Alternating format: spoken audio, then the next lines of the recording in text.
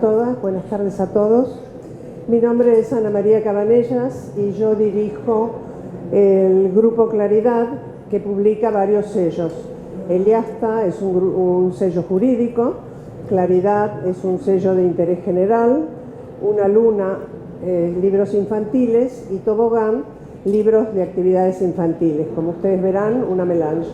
Pero, bueno, cada sello tiene su personalidad y en todos trabajamos con muchísimo gusto y mucho placer.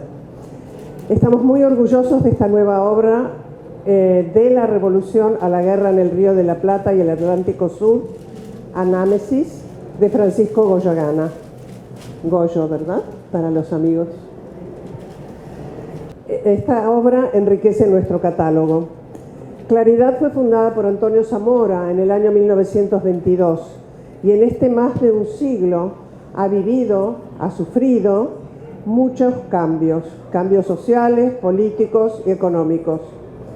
La editorial era conocida como una editorial socialista por las inclinaciones políticas de Antonio Zamora, pero también él, Antonio Zamora, por motivos circunstanciales, como fue la prohibición de importar papel, pasó de tener una editorial que se destacaba por sus títulos y que exportaba y que se vendían en toda Latinoamérica, y una revista muy importante, la revista Claridad, pasó a hacer libros a la mode, o sea, libros que hacía para el gobierno norteamericano, imagínense la contradicción, como Rin Tin Tin,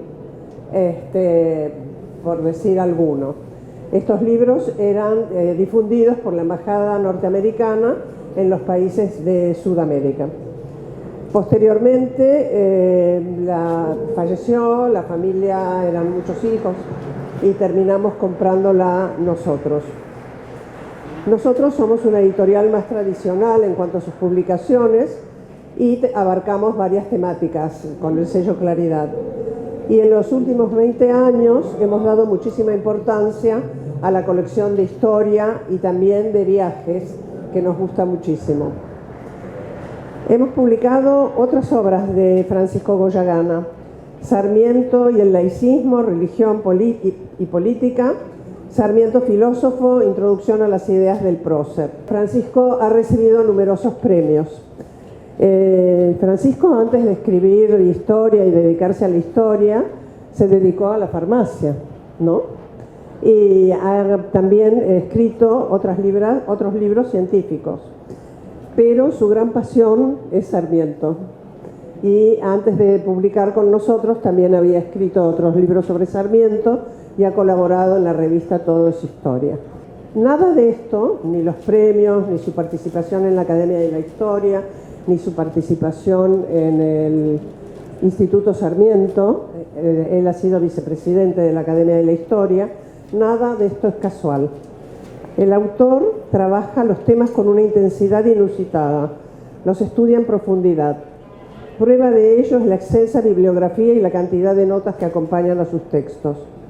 Esta obra, la que vamos a presentar ahora, presenta una perspectiva única sobre la génesis de las Provincias Unidas del Río de la Plata, luego República Argentina. Por la forma en que se entretejen los acontecimientos históricos y cómo los relaciona el autor, arriba a conclusiones únicas y novedosas. Es por esto, y por lo que nos van a contar ahora, que creemos que este libro es imprescindible para investigadores, académicos, estudiantes, lectores en general y cualquier persona interesada en conocer en profundidad y no por encima la historia argentina. El libro todavía está tibio, salió de la máquina ayer, por lo que en unos días lo van a poder adquirir en las librerías, y mientras tanto lo pueden adquirir en el stand del Grupo Claridad, que es el número 817 en el pabellón verde, en el centro mismo de la feria, en nuestras oficinas o online en el sitio web grupoclaridad.com. Antes de finalizar, quiero agradecer a Francisco y a Beatriz por brindarme su confianza en lo comercial y por su constante acompañamiento en lo personal. Valoro mucho su permanente estar a mi lado. Muchas gracias a los dos, de verdad, y lo digo con mucha emoción. Ahora los voy a dejar con dos personas, además de Goyo, que van a hablar sobre el libro.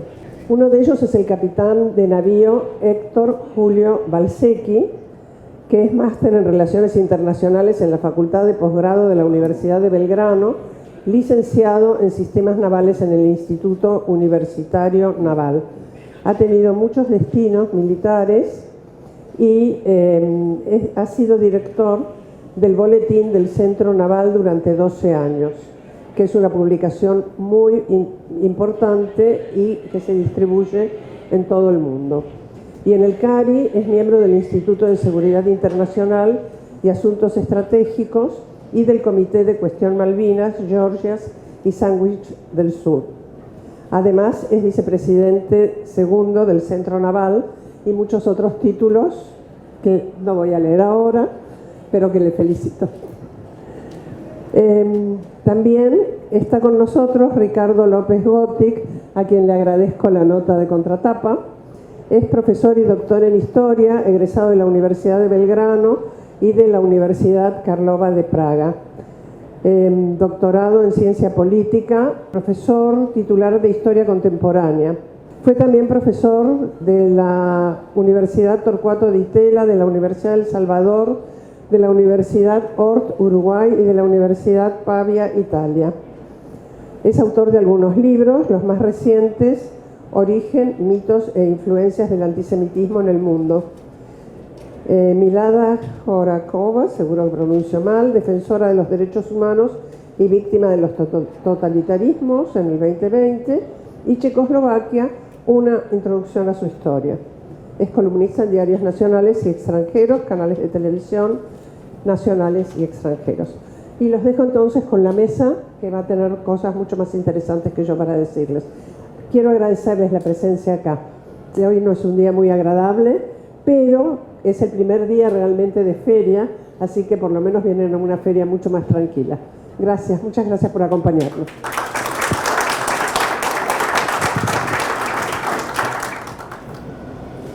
La obra que estamos presentando tiene aspectos que realmente la hacen importante para aquellos que van a ser sus lectores. El Lego se enfrenta con una serie de hechos que sin duda le llamarán la atención, porque no están presentados ni calificados de la manera tradicional de narrarlos, y además hay definiciones del autor que pueden sorprenderlos.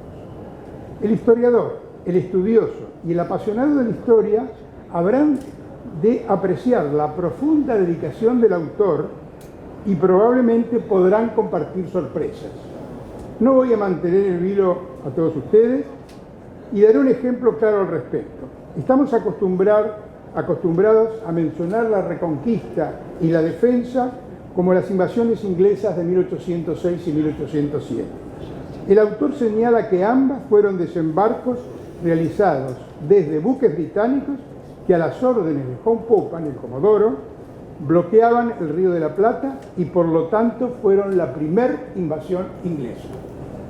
La operación anfibia de 1806 y 1807 estas son palabras de Goyogana, tuvo dos fracasos consecutivos con respecto al componente terrestre, hasta su expulsión definitiva, pero manteniendo pleno el dominio del componente naval mediante un bloqueo no interrumpido.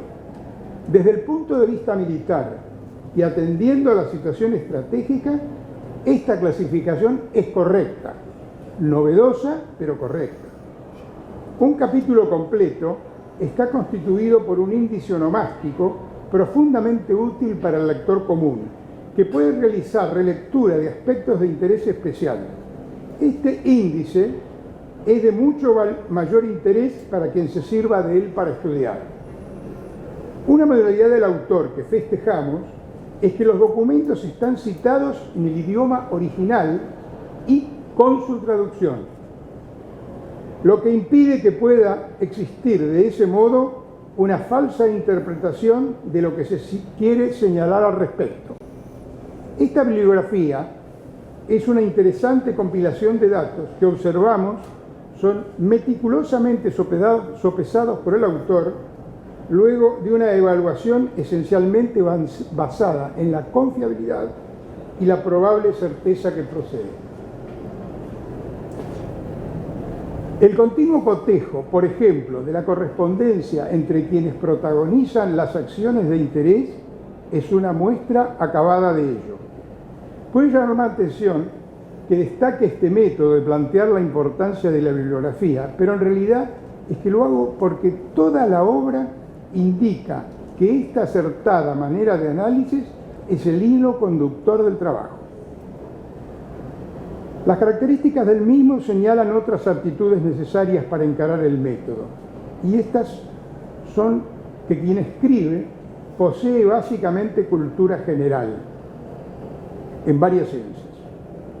Dado que la historia requiere amplios conocimientos que implican lecturas, aprendizaje en claustros educativos y académicos, charlas que Goyo Gana haya desarrollado con amigos, colegas y conocedores ilustrados, algunos de ellos probablemente presentes. Es necesario poseer una buena dosis de realismo y considerar personas y hechos con lo que definiríamos como neutralidad moral, es decir, no calificarnos livianamente como buenos o malos sin analizar el ámbito en que se realizan. Los historiadores habrán de disculpar esta mención, pero esto lo aprendí de ellos mismos, que cuando leen o escuchan a ciertos colegas se indignan ante este tipo de actitudes. El autor evidencia conocer el pensamiento estratégico de los tiempos en que transcurren las acciones, sino también el actual, que le permite reinterpretarlas para realizar una perspectiva útil para los lectores. Es importante para Goyo Gana conocer la naturaleza de los hombres. Los perfiles de los personajes que presenta demuestran a las claras el amplio saber acerca de sentimientos, de sus intereses y de la capacidad que disponen para concretarlos. Dicho esto, puede llamar la atención que afirme que me parece correcto que el autor evidencie un profundo respeto para que sea el lector el que juzgue, en base a la razón y no a los sentimientos. Presenta los sobres sobre los que trata sin hurgar en su intimidad. Es acertado el subtítulo del libro, como anamnesis, ya que el continuo recordatorio que hace el autor de hechos del pasado ante opiniones diferentes merece una atención particular y un análisis del evocado que ayuda a entender los hechos al ser analizados atentamente. Esta característica permite hacer una lectura de cada capítulo de manera integral sin tener que recurrir a volver sobre los pasos y realizar la relectura de la obra. Las reflexiones iniciales están destinadas a situar en tiempo y lugar los hechos de interés. En este panorama se ubican los personajes de la obra. Sin guardar el orden que impone el autor, la descripción de la situación europea incluye un acabado relato de las relaciones de poder entre los estados a partir del siglo XV. Con minuciosidad y con atractiva redacción, el autor llega al siglo XVIII, época de grandes transformaciones donde las relaciones de poder han variado. España, dueña de casi toda América al sur, ha entrado en decadencia, siendo suplantado su poder, parcialmente, por el Imperio Británico, que ha perdido sus colonias de América del Norte, pero mantiene una influencia importante en los mares y vive cambios alentadores por la Revolución Industrial. En Francia los Borbones han sufrido la Revolución de 1789 y años más tarde aparece en el escenario internacional Napoleón Bonaparte. Los sucesos en Francia operan como faro que iluminan políticamente a las colonias españolas, que a su vez observan el nacimiento de sus similares en el norte de América. Pero llamativamente es el protagonismo de Inglaterra quien incide de manera en las mentes progresistas de la América española y con su accionar alienta cambios que son la base de este libro. Francisco de Miranda es la personalidad más fuerte analizada a través de estas páginas, mereciendo sin duda el apodo de precursor. Fue oficial en España, luchando con su bandera por la independencia de los Estados Unidos, más allá de la opinión favorable que tenía de Gran Bretaña. La experiencia le sugirió la idea de que las colonias de la Corona de España en América podían ser emancipadas con la ayuda de un poder extranjero. Miranda había puesto sus ojos en los Estados Unidos, luego sería el Reino Unido. Conoció a Washington, fue preceptor de Bernardo Higgins, trató a Simón Bolívar, Andrés Bello y José de San Martín. Fue general en Francia, participó en la Revolución de 1789, fue cortesano en Inglaterra, en Francia, en los Estados Unidos, en Bélgica, en Austria, Hungría, Alemania y Polonia. Su fama recorrió, esto es de Boyogana, su fama recorrió las cortes europeas y fue invitado a Catalina la Grande a visitar su palacio en Kiev. Difundió las ideas de la libertad y la independencia por doquier, asimilándose o huyendo a veces de España, otras de Francia y varias de Inglaterra. En 1790 se entrevistó con William Pitt, a quien interesó en las colonias españolas de América y la importancia que pudiera tener en el comercio británico. Viajó a Londres en 1798 para organizar la independencia de Venezuela. Tuvo la satisfacción de ver a su patria independiente, pero posteriormente fue detenido y murió en prisión en España en 1816. Mantenía Miranda un activo intercambio de correspondencia que permite conocer su pensamiento y el de sus corresponsales. Debo aclarar que la correspondencia que figura en la bibliografía de Boyogana es fantástica, sobre todo en el tema de este hombre, de este venezolano, que tenía corresponsales, y uno de ellos fue Saturnino Rodríguez Peña. Cito a Boyogana en alguna de sus líneas porque guardan esa frescura que es necesario para entender a los hombres. Saturnino Rodríguez Peña, hermano de Nicolás, y ambos merecedores del concepto de precursores de la emancipación e independencia del Virreinato de España, con capital en Buenos Aires, luchó contra la invasión inglesa de 1806 y 1807 con el grado de capitán de la 7ª Compañía del Cuerpo de Patriotas de la Unión y luego agregado al Real Cuerpo de Artillería. Para entonces revistaba en el grupo de quienes ambicionaban su propio gobierno independiente en el Río de la Plata y la difusión de las ideas emancipadoras de Francisco de Miranda. Sigue Boyogana. En 1807, habiendo sido acusado de fomentar la independencia del Río de la Plata, negando la obediencia a España con el auxilio de la Gran Bretaña, conformando desde entonces su figura de precursor independentista. Durante la ocupación inglesa procuró ganar adhesiones a la causa, entre ellas la del alcalde de primer voto Martín de Álzaga, pero luego de concertar una reunión secreta, lo denunció e inició un sumario en su contra. Según los testimonios, Saturnino Rodríguez Peña había expresado que el único proyecto seguro para mejorar la suerte y evitar desgracias era poner en independencia a esta ciudad y pagar así a nuestro rey que tanto nos tiene abandonados. Tuvo destacada actuación en la promoción como gobernante del Río de la Plata de la princesa Carlota Joaquina, con quien mantuvo interesantes relaciones y una importante correspondencia.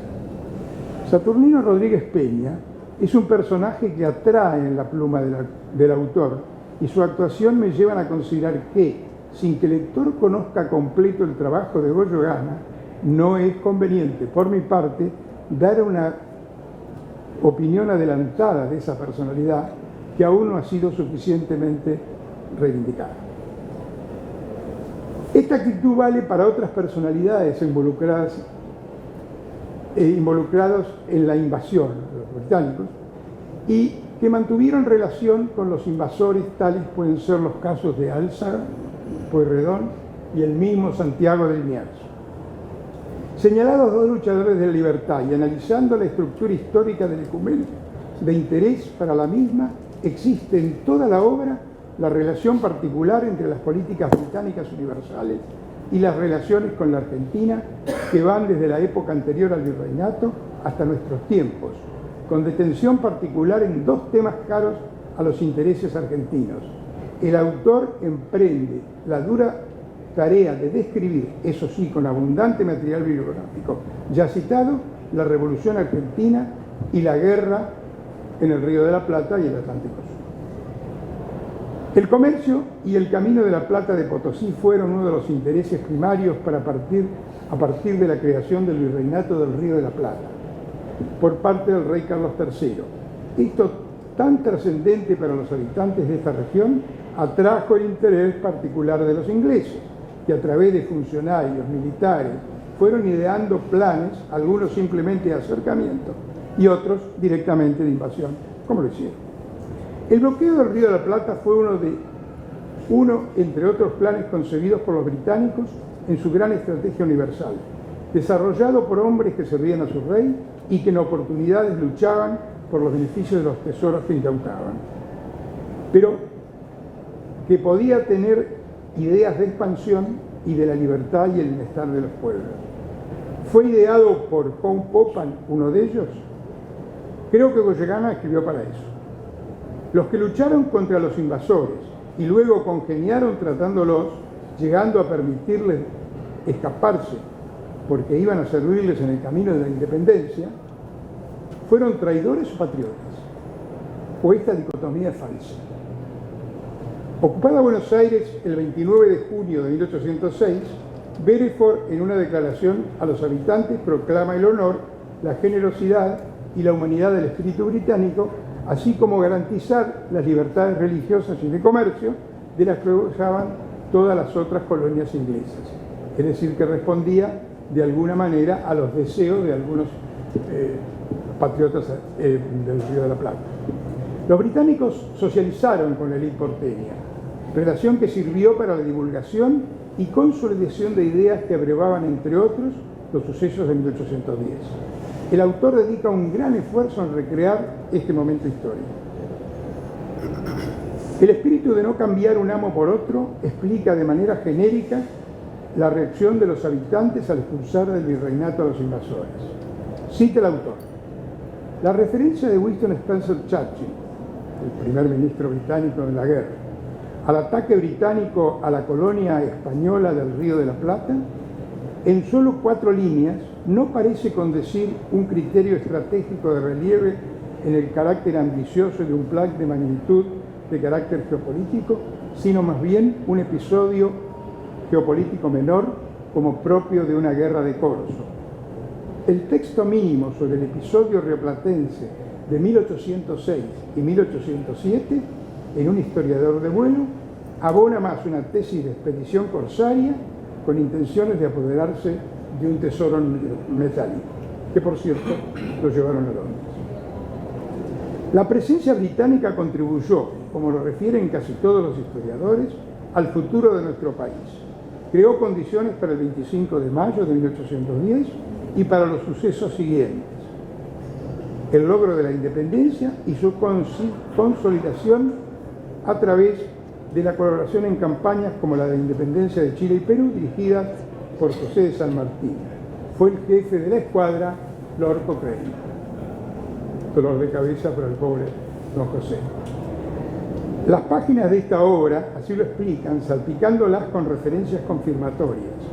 Ya constituidas las Provincias Unidas y luego durante la República, las relaciones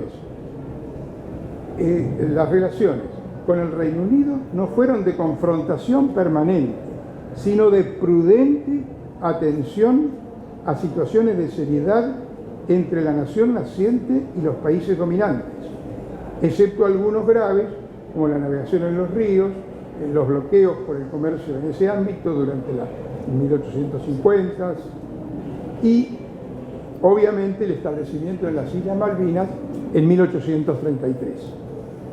Entre otros dirigentes, había otros dirigentes convencidos en la asociación favorable con Inglaterra. Estaba don Bernardino Rivadavia, que en 1823 informó a sus agentes en Londres, la empresa Hallett & Company, que las Provincias Unidas poseían yacimientos de oro y plata sin explotación.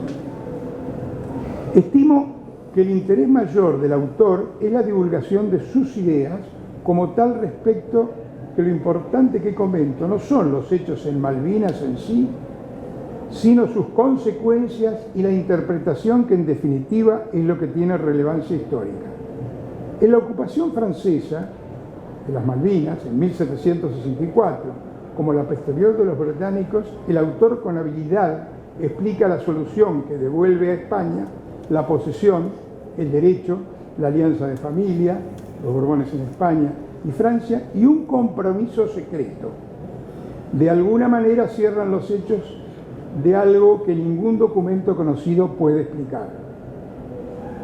Muchos autores lo han tratado de hacer, pero el tema no cerrado, que explicado en la obra con suma seriedad, pero permite al lector recrear un incidente que define las relaciones de las naciones en la época.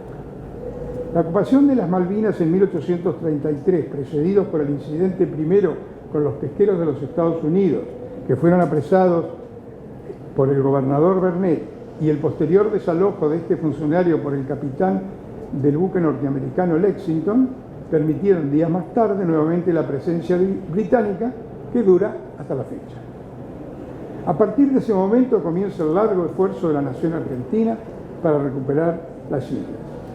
Me detengo en una opinión del autor que afirma que en los años que siguen era evidente que el gobierno de Buenos Aires, a través de todos sus mandatarios, se dispuso a sobrellevar el delito que constituían las acciones del capitán Silas Duncan, el comandante de la Lexington, con la destrucción, saqueo, robo y retención de habitantes de la colonia contra su voluntad por medios políticos y conciliatorios. A partir de 1833 comienza ese largo periodo de que en toda oportunidad posible se producen los reclamos a Gran Bretaña en particular y en organismos internacionales en general.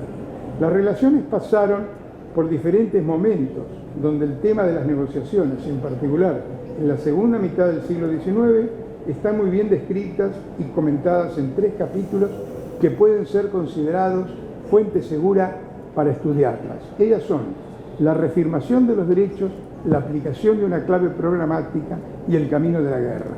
Cito estas partes del libro porque su valor didáctico es de gran valor. En el informe Franks, es uno de los capítulos, dentro de los elementos más interesantes de este libro está la visión del autor sobre el informe Franks. En las generales del mismo no está lo más importante, existiendo elementos como la evaluación del valor de las islas en relación al despliegue general del poderío británico en el mundo, y en particular lo relacionado con las proyecciones que las mismas pudieran establecer.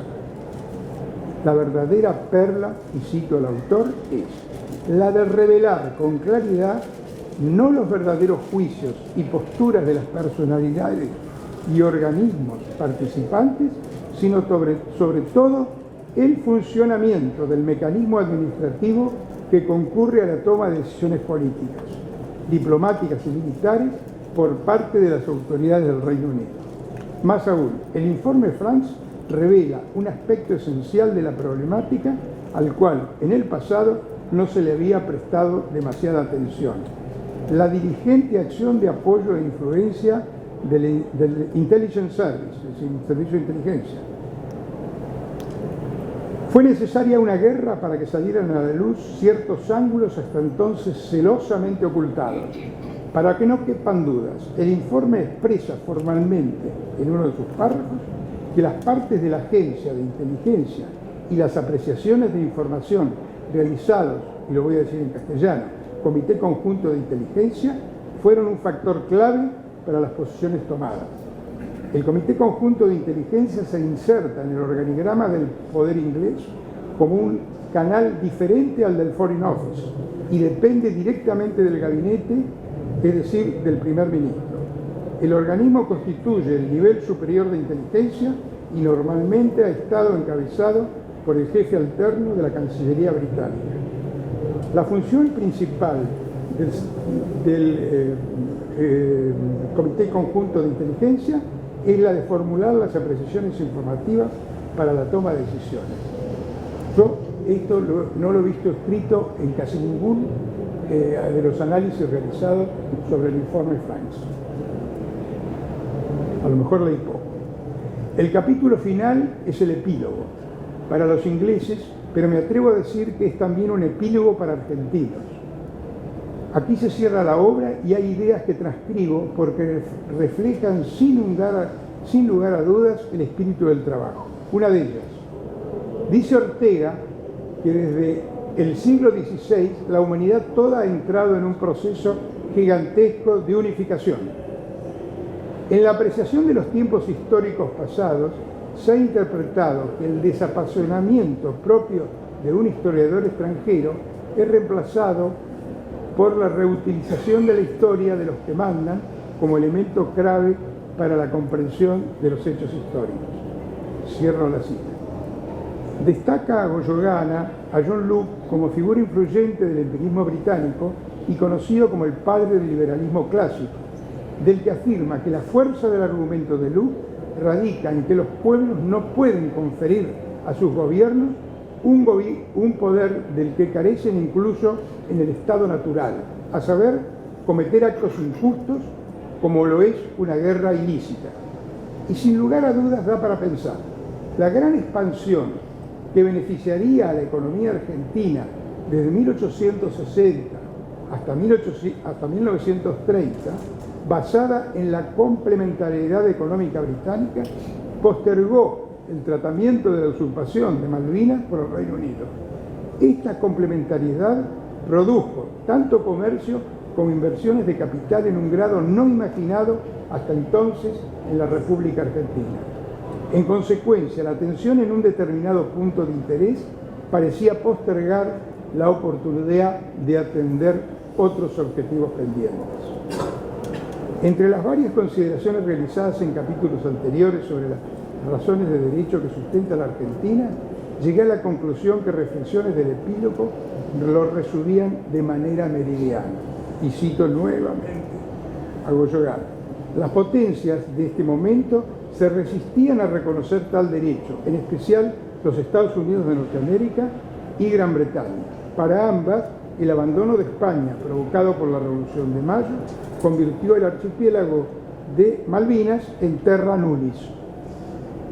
Gran Bretaña se ha visto forzada a adecuar sus argumentos relativos a la titularidad del dominio de las Islas Malvinas a medida que han ido exigiendo las circunstancias.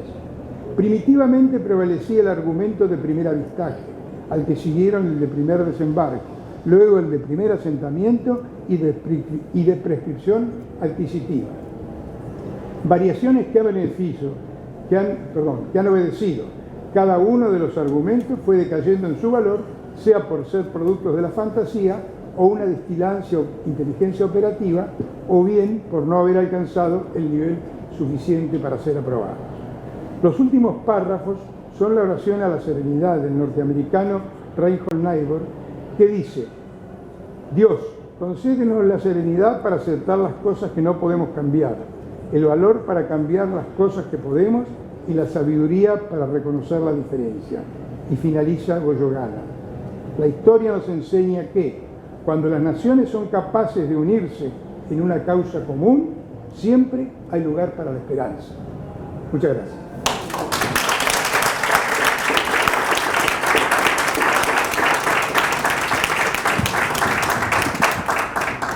Buenas tardes. Primero, cuando Francisco Goyogana, Goyo, me convocó para leer este libro, obviamente leí un archivo en Word, que son 1900 páginas.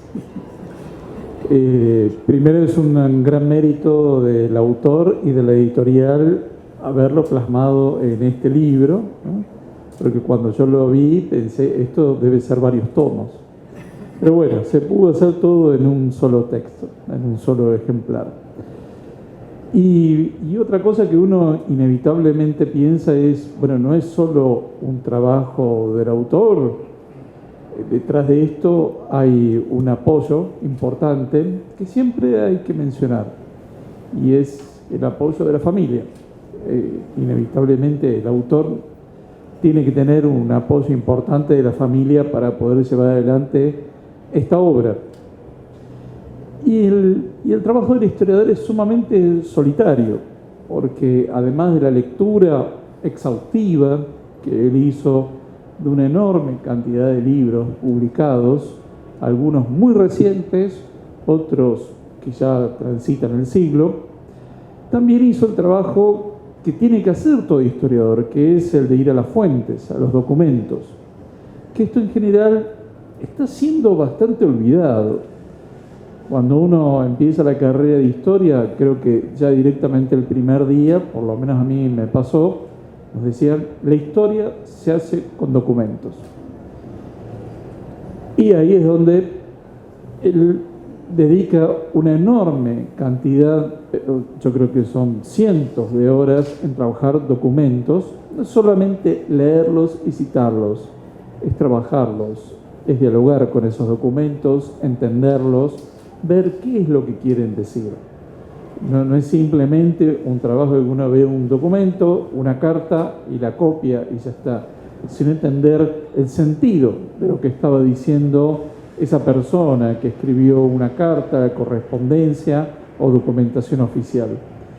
Y ahí hace un trabajo realmente estupendo. Primero porque hace un raconto de la historia compleja entre Gran Bretaña, entre España y Francia, varios siglos antes de nuestra emancipación.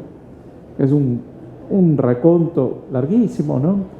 Y uno dice, ¿cuál es el sentido de esto? Bueno, porque nosotros estamos viviendo lo que son las decisiones o no que se han tomado varios siglos antes de que nosotros naciéramos. Y esto tiene que ver con el concepto de la larga duración, ¿no? Hay procesos que son de larga duración y que nosotros estamos inmersos en eso. Luego, es muy interesante, y como decía el capitán Brancecchi, los cientos de páginas que dedican Francisco de Miranda, porque es un personaje que en general se lo tiene como muy marginal y hasta se lo toma con un poco en sorna en general. Como que bueno, no importa mucho Miranda, no ha influido mucho. Bueno, acá el autor hace un trabajo extraordinario en ubicar en tiempo y lugar todo lo que hizo Francisco de Miranda y su enorme influencia en el proceso emancipador de Hispanoamérica. Y todas las recorridas que tuvo y las conversaciones y cómo ha influido poderosamente durante décadas en que esto se plasmara. Sin ser él el autor finalmente, ¿no? Él no es el actor, él no es Bolívar, no es San Martín, pero para que hubiera un O'Higgins, un San Martín, un Bolívar, un Sucre, tuvo que haber un Miranda previamente. Y el trabajo sigiloso y silencioso de tantas asociaciones que han intervenido a lo largo de décadas para que esto se pudiera plasmar. Es muy interesante también cómo es que logra conectar lo que también me llamó mucho la atención, esto de la operación anfibia, ¿no? Es una clasificación que, bueno, yo no vengo del palo militar, con lo cual para mí fue un descubrimiento. Y cómo es que esto tiene también una enorme influencia en lo que va a ser el acelerar el pensamiento de independencia, que estaba claramente presente en algunos círculos intelectuales del Río de la Plata y en otros lugares de Hispanoamérica, pero que no era algo masivo, no era algo popular, ni siquiera estaba concebida esta idea. Entonces, ¿cómo eso influye? Y cómo es que esto no tiene que ver con blancos y negros, ¿no? Sino que es una enorme cantidad de grises, y de hecho Goyogara lo plantea esto. Y hay algo que hace muy amena la lectura, y es que de tanto en tanto hace meditaciones filosóficas y hace reflexiones sobre la historiografía, ¿no? Es decir, explora algunos temas de la naturaleza humana, hace una serie de meditaciones sobre la filosofía, cómo el pensamiento de la Ilustración está claramente presente en todo esto, pero va más allá de ubicarlo solamente en la época, sino que hay cuestiones que tienen que ver profundamente con la naturaleza humana y cómo es que esto lo vuelca en esos momentos en los que claramente estos actores políticos, intelectuales, no tenían mucha idea de qué es lo que estaban haciendo, ni cómo es que se iba desarrollando un escenario tan dinámico como lo vemos hoy, que era desde la Revolución Francesa, el surgimiento del Imperio Napoleónico, el derrumbe de ese imperio enorme que era España, y cómo es que empieza a emerger Gran Bretaña como la nueva potencia naval del siglo XIX. Es decir, fue unos años de unos cambios extraordinarios, y a esto hay que sumarle el proceso de independencia de las 13 colonias de América del Norte que después forman Estados Unidos, y cómo cada uno con sus distintas agendas y cada uno de los involucrados con su propia agenda y sus propios objetivos, e incluso con actores como la princesa Carlota Joaquina, que estaba en Río de Janeiro con la corte, cómo es que cada uno empieza a ver qué es lo que puede hacer en este contexto tan volátil, tan dinámico, tan cambiante, en el que las noticias tardaban meses en llegar. Que no es como ahora que en pocos minutos nos enteramos, ¿no? Entonces uno actuaba en base a lo que sabía que ocurrió hace unos meses atrás en otro continente y actuaba en consecuencia, pero en ese continente las cosas habían cambiado, ¿no? Entonces era muy difícil articular todo esto. Entonces, este libro realmente viene a llenar muchos vacíos, viene a traer y darle un gran protagonismo a una cantidad de personajes que no son los que uno está acostumbrado, no son los que tienen las plazas, las calles, ¿no? Cuando uno en la escuela primaria y el secundario, lo primero que ves, bueno, es la junta de gobierno, ¿no? De distintos personajes. Bueno, acá se encuentra con una enorme cantidad de personajes que no son los que habitualmente se mencionan y que fueron de una relevancia extraordinaria. Entonces, ¿y eso cómo es que lo logra? Justamente yendo a la documentación. Y ahí es donde nos permite tener idea de todo un mundo de conversaciones, de cartas, de negociaciones, de idas y venidas, de interpretaciones y de reinterpretaciones y de actuaciones, muchas de ellas que quedan truncadas, pero que muestran un momento fascinante de la historia del Río de la Plata en esto que termina siendo en gran parte la República Argentina. ¿Y cómo es que, una vez más, no podemos hablar acá de esto es bueno, esto es malo, porque cada uno actuaba en base a lo que sabía y lo que creía conveniente en ese momento? ¿Y cómo es que vemos cómo es que esta única invasión británica en distintas etapas, ¿no? Esta operación anfibia, logra despertar un sentimiento y la posibilidad de un horizonte de emancipación? ¿Y cómo lo conecta esto, ¿no?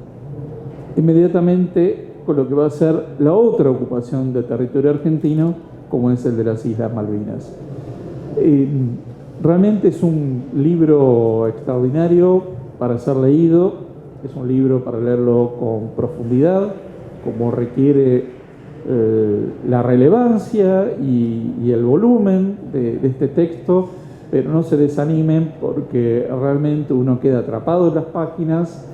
A mí me costó leerlo mucho en el archivo de Word, ahora lo voy a disfrutar en papel, que siempre es mucho más grato, pero que claramente marca que aunque seamos un país joven en comparación a otras naciones del mundo, nosotros tenemos una historia muy rica muy rica, muy compleja y que merece ser estudiada en todas sus aristas, y por eso agradezco este libro extraordinario que ha escrito Francisco Goyonagana, porque viene a traer nueva luz y nuevo oxígeno a una etapa fundacional para nosotros. Muchas gracias.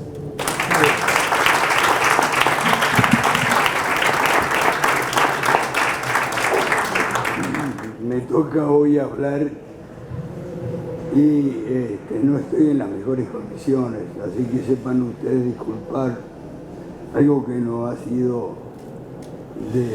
intencional, pero en estos principios del invierno suelen ocurrir.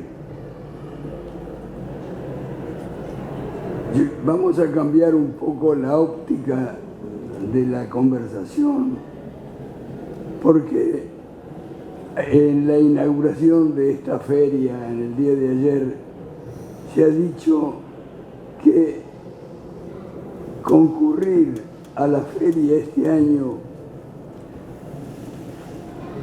sería algo así como un acto de rebeldía y de resistencia. Bueno, y eso creo que es lo importante, porque cuando las condiciones son las que se nos presentan de proa, yendo a la visión marina, con el viento de frente, todo tenemos en contra para avanzar. Yo creo que lo importante es aprovechar esta circunstancia para volver a el tema que corresponde considerar, que es la soberanía de la República en una región que hasta ahora han quedado fuera de sus manos. En los relatos de los acontecimientos y de los hechos dignos de memoria se utilizan palabras simbólicas a las que se atribuyen valores absolutos. Esas palabras representan ideas que se creen definitivas por los hombres que son capaces de matar y hasta de hacerse matar. Hasta llegan a alcanzar verdaderas categorías axiológicas que encienden las mayores virtudes y los mayores excesos. Palabras que pueden provocar movilizaciones de multitudes. Entre esas palabras que están en boga se encuentran libertad, revolución, soberanía, conceptos que han servido y continúan sirviendo para que convivan la excelsitud y la alienación. Palabras heroicas, al lado de las cuales las preocupaciones cotidianas sobre la inflación, la tasa de desempleo, el nivel del desarrollo y el porcentaje de inversión suena a una inquietud ilegítima. Nadie realizará una epopeya en nombre del Producto Bruto Interno. En cambio, la libertad, la revolución y sobre todo la soberanía alimentarán las más grandes empresas colectivas que puedan imaginarse. Circunstancialmente, hasta puede que no importe para que engendre una revolución, pero lo importante estará constituido por el hecho revolucionario en sí mismo. La libertad seguirá siendo bandera en todos los tiempos, aunque la perspicacia diferencie los contenidos, como lo están haciendo los ingleses en dos términos que no existen en ninguna otra lengua que yo conozca y que sí los tiene el inglés, y esas palabras son liberty y freedom. Y no se trasladan, como digo, a otros idiomas, porque con esa palabra de libertad se la está coercionando a una postura que no es difícil adoptar cuando hay intereses creados.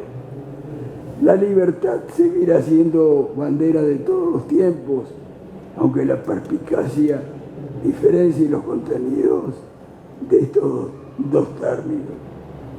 Pero, desde luego, siempre será recordado el angustioso clamor de Marie-Jeanne Roland de la Platière, que apuñaló al hombre equivocado en el tiempo de la Revolución Francesa, cuando el terror la convirtió en una amenaza contra las ideas radicales defendidas por los jacobinos, y pagó con su vida haber defendido libertad, hasta exclamar aquellas dramáticas palabras que decían: «Oh libertad, cuántos crímenes se cometen en tu nombre».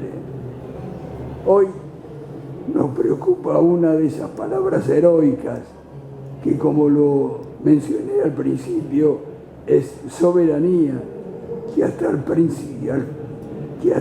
el presente nos lesiona gravemente. La idea de soberanía se incorporó al lenguaje político en el siglo XVI. Niccolò Machiavelli la utilizó en el primer párrafo del Príncipe. Y decía Machiavelli: todos los estados, todos los dominios que ejercieron y ejercen todavía una autoridad soberana sobre los hombres han sido y son repúblicas o principados. En ese entorno se encarna la tríada maquiavélica cuando se refiere a Italia del siglo XV, apoyada en los conceptos de necesidad, fortuna y virtud. Esta idea agudiza el espíritu de los italianos frente a las invasiones que ellos tuvieron con los franceses y los españoles, para centrar la atención en el Estado, sus formas y funciones. La mencionada necesidad todavía conserva la noción viva de la fuerza constructiva que emana de la realidad efectiva de las cosas y lleva a los hombres a actuar por motivos de hecho relativos, con prescindencia de valoraciones éticas. La necesidad es la que impulsa, llegado el caso, a actuar por razones puramente políticas para alcanzar sus fines a favor de las necesidades del Estado. Dado que me cuesta mucho hablar, le voy a pedir a mi amigo de tantos años, que está acostumbrado a sobrevenir a las dificultades de la cátedra en cualquier condición, para que continúe con lo que tengo algo apuntado. Esos fines serán logrados cuando la fortuna le preste ocasión para ello. Por eso un gobierno puede llegar a justificar medios equivalentes a los utilizados por los invasores de un Estado. Un dramático dualismo en la cultura moderna, en el cual el gobierno obliga por necesidad al empleo de medios de fuerza. El hombre obra bien solo por necesidad, pues para ello lo obliga la ley. Esa es la convicción profunda de Machiavelli, que fue firme asertor de la ley y de las buenas costumbres. El gobierno que se resiste a una invasión debe apartarse de la apacibilidad, salvo cuando la necesidad lo imponga. El ejemplo definitivo es la guerra, que, como expresaba Clausewitz, era la continuación de la política por otros medios. Esta doctrina tiene aplicación en los tiempos de crisis, de descomposición política, y no para los tiempos de equilibrio y paz. Machiavelli enfrentaba la esencia misma del poder, que es supuesto irreemplazable del orden y de la libertad. Sin poder, basado en la ley, no existe libertad de derechos. Mientras la fortuna actúa como un factor externo a la voluntad humana e influye sobre el resultado de la acción, la necesidad ejerce sobre la voluntad dirigida a un fin predeterminado. La racionalidad que se propone un fin establece, como consecuencia lógica, los medios necesarios para alcanzarlo. Si esto es irrefutable en términos generales, lo es más cuando se trata de obrar bien y evitar el mal, y responde al campo de la virtud. Desde la época de Machiavelli hasta la actualidad, los gobiernos de España, Francia e Inglaterra han logrado construir el Estado Nacional para sus patrias, fenómeno que muestra el camino a seguir, pero en algún caso se omiten las coyunturas relacionadas con los colonialismos globales, como es el caso del argumento del libro que se presenta ahora. El contenido de esta obra abarca una historia que tal vez sea circular, y en su trayecto abundan los zigzags, los cambios de rumbos, las traiciones, las reconciliaciones y en casos hasta los indultos.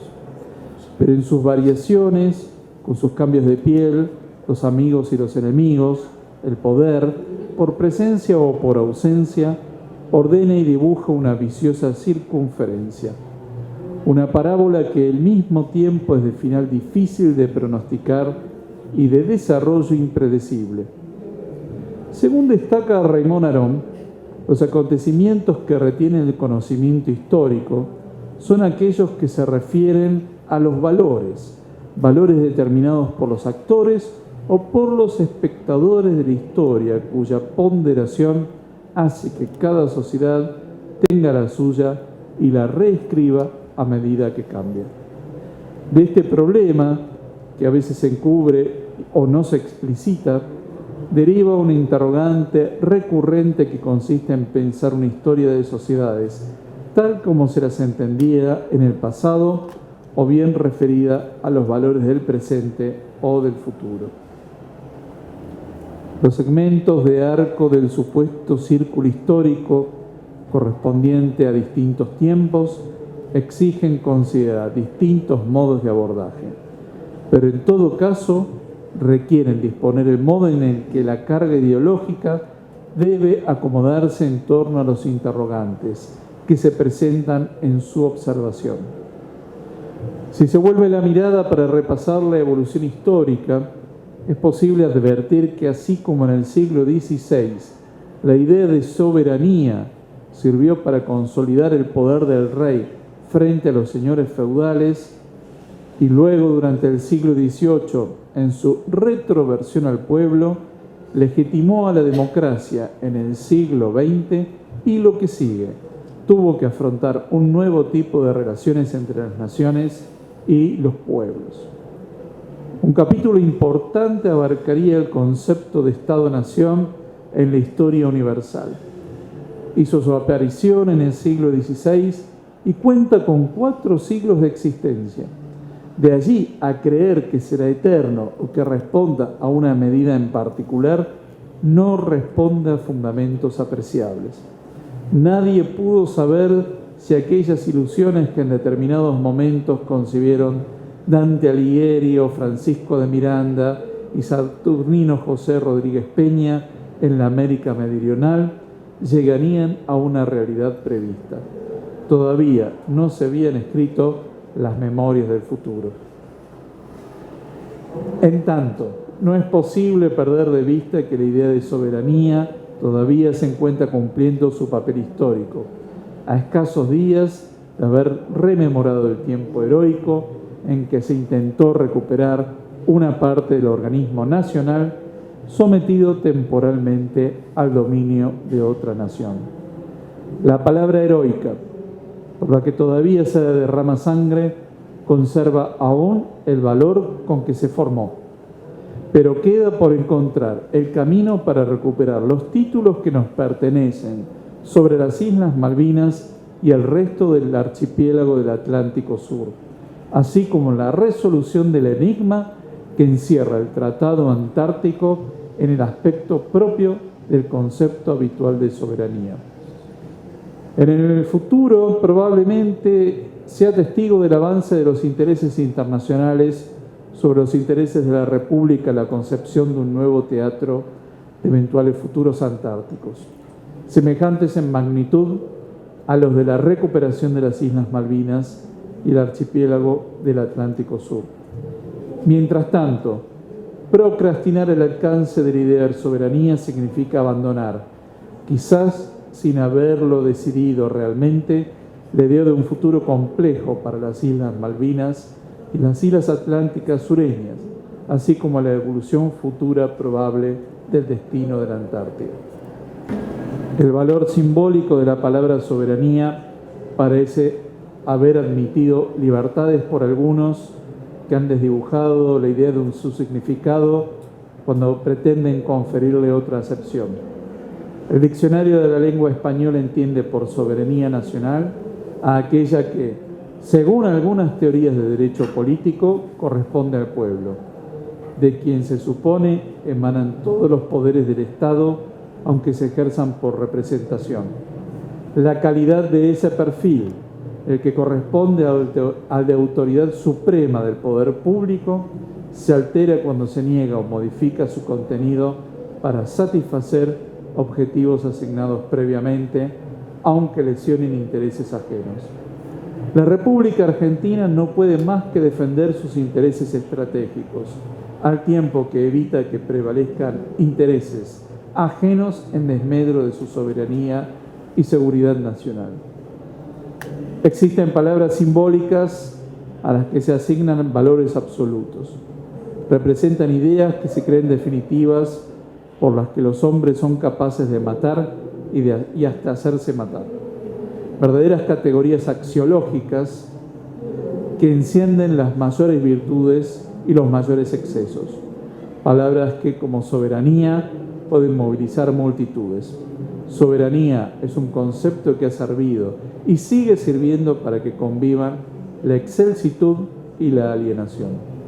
Y con respecto al futuro, muchos indicios sugieren que el paso dado desde la Revolución de 1810 para el reconocimiento del Reino Unido de la ex colonia de España en el Río de la Plata como territorio independiente y la paradoja de la usurpación de 1833 hasta la guerra de 1982 exigen ahora el tránsito a la paz.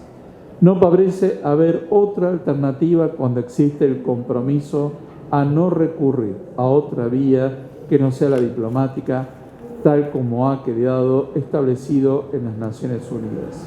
Ahora solo resta encontrar la fórmula.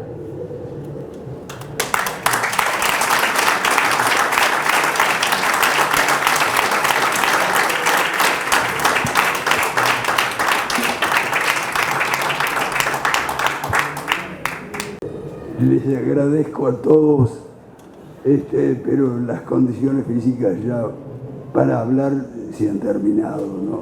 Así que muchas gracias otra vez.